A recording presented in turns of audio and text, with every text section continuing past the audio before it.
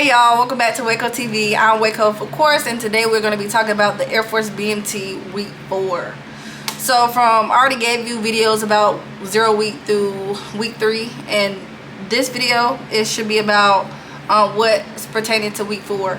So week 4, you already got through your PT test in week 3. You already went through your class week, all the information, your group testing. You got through your 3rd week phone call. You started your parade practice for graduation ceremonies, and then you should have got your blues. So in week 4, I think the start of week 4, we did CBRN. So CBRN is like a gas exposure with your gas mask, and they're just gonna give you a briefing on, CBRN and what to expect, how to put on your clothes, how to put on your gear. It's a confidence building exercise and things like that. You're gonna also go through the field training, so rifle tactics, crawling drills, signal exercises, your weapons training, so the mechanics, the maintenance, the short range fire drill. You're not gonna do that until you're not gonna go to academy until week 5. So then it's gonna be like your dorm inspections with your uniform, your dorm, sensitivity training, and then if you're a guy, you're gonna get haircuts again.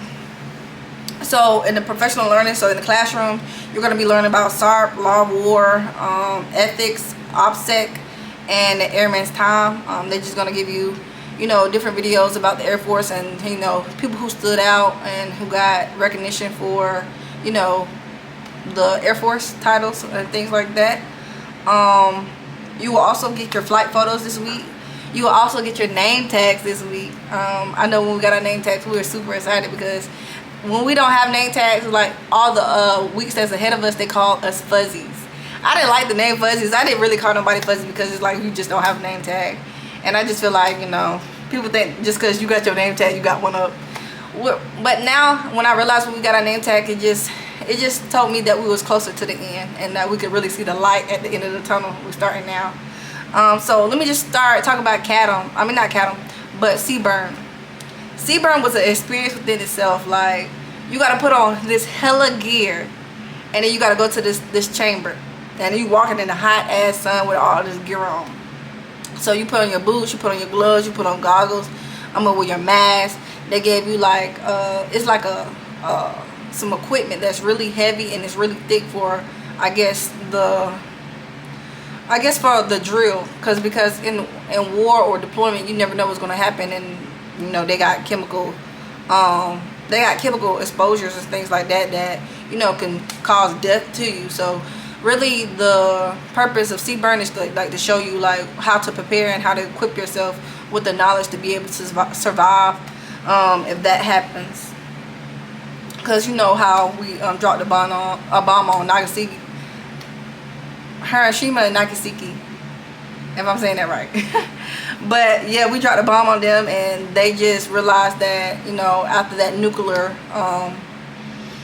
impact, that we need to start being more prepared for anything that can happen. Because some things that chemical exposure, we can really die from that. So let me just jump right back into CBRN. So my experience with CBRN, they give you go with all the squadrons that from your week. So when you go, it's like probably like 5-6 other squadrons that you gotta go, and you gotta walk to these platforms, and then you just wait to go to CBRN. I think I was in the 3rd group that went. So the first group really don't get it the worst because they just starting to put the chemicals in the air. The last group really get it the worst because it's like you got groups that came before you, and you get every dose of each group that came before you. Luckily, I wouldn't say luckily because I still felt it really bad. So when you go in, they gotta wait till everybody go in and shut the door, and then they're gonna tell you like some steps that you gotta do before that. You take off your mask. So I actually felt it like before I came in. They feel before you go in, they feel like if your mask is like sealed. But I felt like I felt it before. I felt like my eyes was tingling. As soon as I got in, I was inhaling, and I start coughing immediately. So it's like you feel the sensation automatically.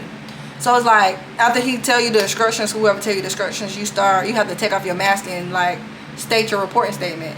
And when I tell you, I couldn't even get out my reporting statement. Like, I was coughing so bad, and they tell you like if you push somebody or you know you like leave too early that you'll fail, so and then you have to do it all over again.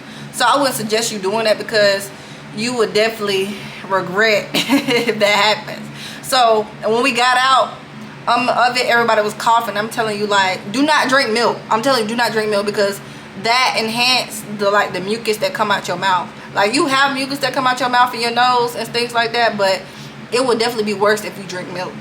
So do not drink milk before, like even 2 days before. No yogurt, no dairy products, nothing, because you would definitely be embarrassed. And I tell you, they take pictures of everything. So if you don't want to be caught in 4K, do not do that. But when I tell you, when I came out, they have you hold your hands like a T, and it's like you coughing, you trying to blink, it's burning your eyes, it's like you barely could walk. I felt like if I wanted to put it to something, I would put it like, you know, if you ever played Grand Theft Auto, and then like when you die and you feel like wasted, and that's the scene, is like you just belligerent. That's how I felt. Like I felt like that was the closest I ever been to death. And it's like it wear off for like 2 to 3 minutes, but you still coughing, you still sneezing, you still like out of it, and they make you walk down this road until like with your hands up until like it get out of your system. But even after the fact that you feel it, like that's why I say that's the closest experience I felt to death. It was really bad to me, and some people like, oh, I'll do it again, but I would not do that again. It was definitely an experience within itself, and I'm glad I got through the experience, but I would definitely not do that again. I can see like why they prepare you for such a thing, because you don't know how you will operate in that situation until you be in that situation. And I feel like that's just one of your survival instincts that, you know, you just have to have. You get okay, so after CBRN, the week is probably it goes by really, you know, quick. It's really laid back, because everyone is just studying on your Surgical app to you know, prepare for the next week, because the week 5 is where all your tests come in, your CADM and everything like that. But this week is really laid back. You really don't do too much of anything besides to go to CBRN, and y'all, you know, reminiscing on the stories of what happened at CBRN. So I think that was like the good thing about it. Like I said, you also get your name tags, you get your photos, you take your photos, and you do the triple C class. That's just like your tactical training for like combat or anything like that. If someone get hurt, that you know what to do and how to operate from that. You also get your stripes. So I was an E3, so I got my stripes. And I think the laundry, I think you have your laundry briefing this week, just because, you know, you could put your laundry, not your laundry, you could put your stripes on your uniforms. And I don't think you could wear that into graduation, but you could at least put it on one, and all your other, like, you know, clothes, your blues service coat, and then your ceremonial coat. But that's all I got for week 4, actually. It's really nothing much in this week, just to get through it. Like I said, it's laid back week, so it should be really chill for you all.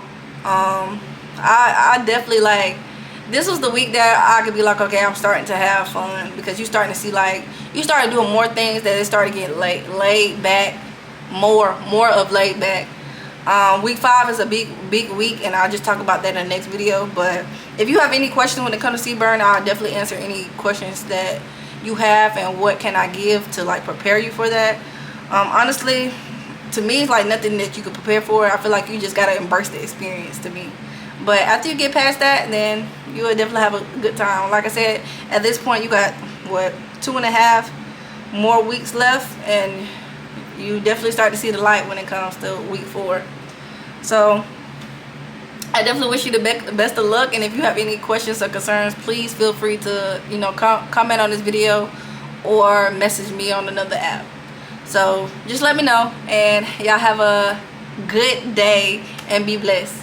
Like, share, and subscribe to this video, and click the notification bell for when I drop more videos to go. So